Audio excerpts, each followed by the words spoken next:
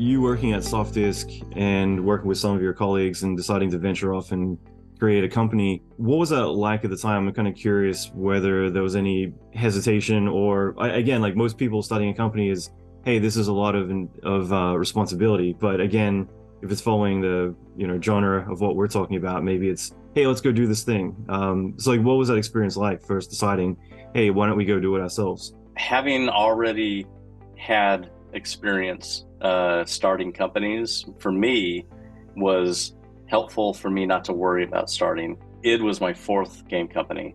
So I'd already started one myself, then I started one with a co-founder, and then a third one with a co-founder, and then it was with four of us. So at that point, like when I saw the dangerous Dave and copyright infringement side scrolling happen, that was instantaneously the start of the company. Like, I knew it. There was no other way that it was going to go. It had to be, we need to get out of here because this is world-changing tech. And this place, people won't see it if we do it here. We have to do it somewhere else. So, like, we really had to do it. And I had experience starting companies already with other people. That was the perfect time to do it.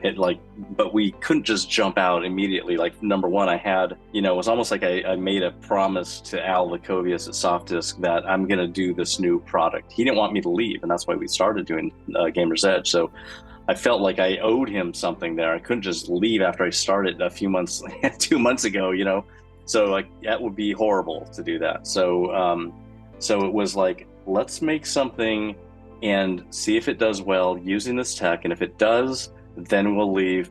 But we have to also take care of Softus. So that happened. We made the Keen. We got money. The money was like, yep, we can actually leave.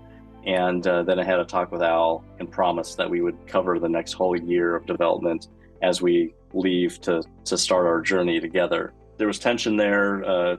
Tom Hall was worried because he'd never done anything like that, and he was worried that Softdisk was gonna go after him or something. But it's like, no, I'll have a talk with Al. It's gonna be okay. And it was. We almost had a business opportunity with Al where he could have started a company separate and had us in there, and he could have run the business, but his internal people went, nope, you can't do that. So yeah, we had to do it on our own. And the idea was just too good not to do this. It was smart. Like, the way that things worked out was just so lucky that we didn't start it with Al, that we actually did go on our own, because we were making our own decisions at that point, not being hindered by somebody who had another success and didn't understand the new market of shareware and the way that kind of stuff worked. So that was really lucky. And there were other things that happened that were super lucky that we didn't do, that we could have done, several of them, and we just thread the needle, we totally got lucked out several times.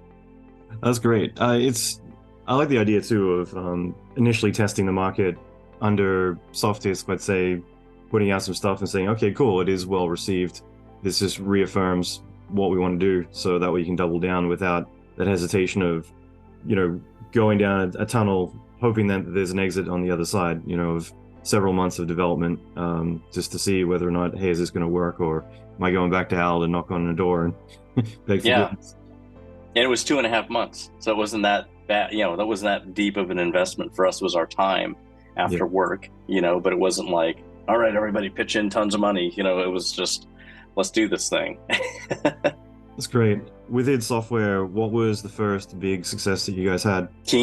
Commander Keen. It was massive. And it's funny because of Doom and Quake that overshadows everything because of how massive those things were. Before then, our successes were massive before that point. Like Commander Keen, I have some of the reviews from 1990 when Commander Keen came out for the first time, and we were making the PC do something it had never done since it existed in 1981. Since August of 81, no one had done this before.